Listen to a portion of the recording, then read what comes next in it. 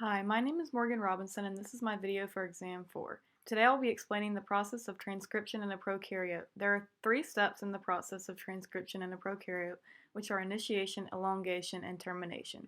First, we will start with initiation. Within initiation, there is the promoter region, which is broken into the -10 box, the -35 region, and the +1 region.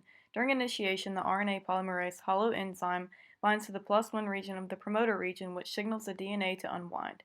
Therefore, the +1 region is where the transcription process technically begins. This image illustrates the breakdown of the promoter region and shows that the +1 region is the transcription start site. In the case of the -10 box being deleted in a gene that codes for an enzyme to metabolize sugar, the RNA polymerase would not be able to then make it to and bind to the +1 region, and transcription would not be able to occur.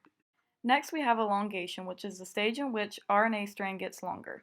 In elongation, there is a template strand and a coding strand. The image we have here illustrates the process of elongation, and as we can see, the RNA attaches to the template strand here.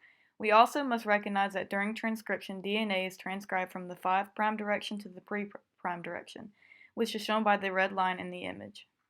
Finally, we have termination. There are 2 processes for termination used by prokaryotes in transcription. The first is row-dependent termination, and this image helps illustrate this process. During this type of termination, a row protein binds to the RNA sequence at a binding site and pulls the RNA and DNA strand apart. This releases the RNA molecule and in turn ends transcription. The second type of termination is row-independent termination, and again we have this image to help us illustrate this process.